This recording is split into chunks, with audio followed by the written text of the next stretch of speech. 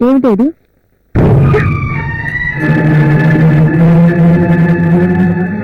ఎందుకు పనికొస్తుంది లిస్ట్ డబ్బు?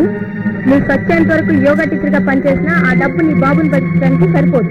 వాడి ట్రీట్మెంట్ కి లక్షలు కావాలి. ఎలాగైనా సరే తీసుకుంటా.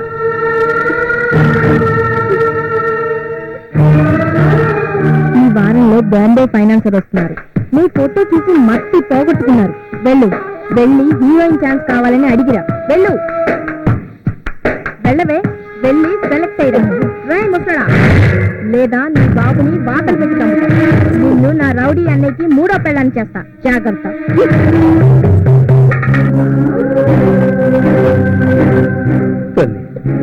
నాకు ఇష్టమైన పని ఇది చెప్పిందని నువ్వు చెయ్యొద్దు.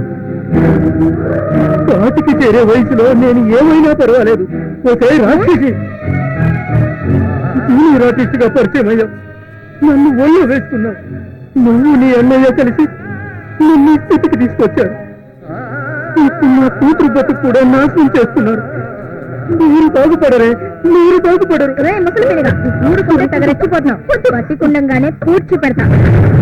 ప్లీజ్ నాన్న ఏమనొద్దు. నువ్వు చెప్పినట్టే వింటాను. భగవంతుడా, ఒక కంటి లేని ఆనంద బాష్పాల్ని, కన్నీటి సముద్రాన్ని దాచావు. చదువుల సరస్వతిగా అందరి అభిమానాన్ని పొందుతున్న సమయంలోనే నా జీవితంలో పెను విషాదాన్ని నింపావు. ఇక నాకు చావే దిక్కు. ఏం చేస్తున్నావు నువ్వు? అసలు గుర్తుందా? నీకు వచ్చిన ప్రాబ్లం ఏంటి? దేవుడు మనల్ని పుట్టించింది బతకడానికి కానీ చావడానికి కాదు. బతికి సాధించేదేమీ లేనప్పుడు చావడంలో తప్పేం లేదు కదక్క. అసలు నీ సమస్య ఏంటో చెప్పు. అక్క, నా పేరు భవాని. ఎంసెట్ లో స్టేట్ టాపర్ని. కానీ దురదృష్టం నాకు దేవుడిచ్చిన వరాన్ని కూడా శాపంగా మార్చింది. ఎంసెట్ టాపర్ భవాని నువ్వేనా? అవునక్క, ఆ భవాని నేనే. చిన్నప్పుడే అమ్మ చనిపోయింది. ఆ ఏడు తెలియకుండా పెంచాడు మా నాన్న. స్టేట్ ఫస్ట్ టైంకి వచ్చినప్పుడు పేపర్లో నా ఫోటో చూసి ఆ మనోజ్ గాడు వాడు నీ జీవితంతో ఆడుకోవాలనుకున్నాడా? అక్క, వాళ్ళకి తెలుసా? వాడు నా మేనమామ. వాడి వల్ల నేనే చాలా ఇబ్బందులు పడ్డాను. నీలాగా నేను చావాలనుకుంటే ఇప్పటికీ 100 సార్లు చచ్చుండేదాన్ని. అక్క, జీవితం ఇంద్రధనుసు లాంటిది. అందులో 7 రంగులు ఉంటాయి. సుఖం తర్వాత కష్టం, కష్టం తర్వాత ఏడుపు, ఏడుపు తర్వాత నవ్వు అన్నీ ఉంటాయి. ధైర్యంగా జీవితాన్ని ముందుకు సాగించాలి. నేను చదవలేనక్క. నా ఫ్రెండ్స్ అందరి ముందు హీరోయిన్ అవుతానని గొప్పగా చెప్పాను. ఇప్పుడు వెనక్కి వెళ్తే వాళ్ళు నవ్వుతారు. సినిమా ఫీల్డ్ లో నువ్వు అనుకున్న లక్ష్యాన్ని సాధించడానికి ప్రయత్నించు. జరిగిన అనుభవాలతో సినిమా ఫీల్డ్ అంటేనే భయంగా ఉంది. ఇండస్ట్రీలో ఒకడు చెడ్డవాడైతే దాని అర్థం ఇండస్ట్రీ మొత్తం చెడ్డదని కాదుగా. నువ్వు నిజాయితీగా కష్టపడ్డావనుకో, నీకు మంచి భవిష్యత్తు ఉంటుంది. నువ్వు ఎలా చెప్తే అలా వింటేనక్క.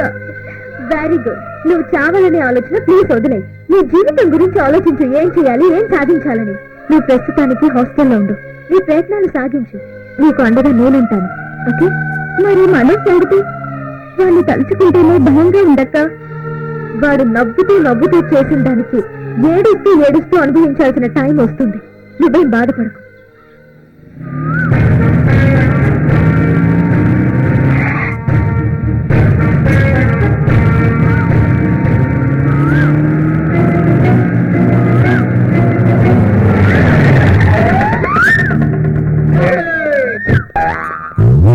ఎవట్రా నువ్వు రోడ్డుకి అడ్డంగా కారు పెట్టావు?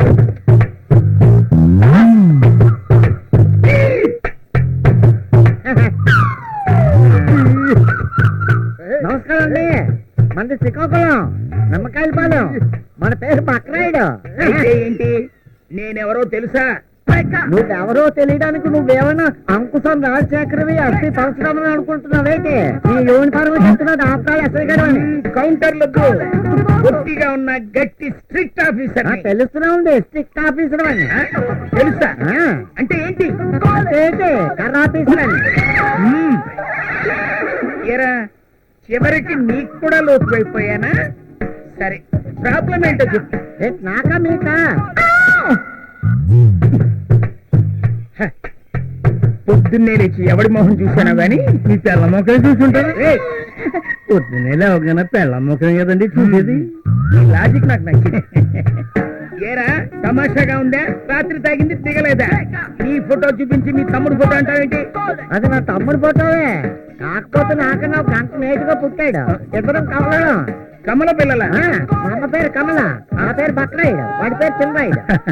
సరే బక్కరాయుడు, నీ తమ్ముడు ఎక్కడున్నా పట్టి నీకు అప్పగిస్తా, సరేనా? Thank you, thank you. Thanks లాభం లేదు, ఊరంతా తిరగాలి కదా.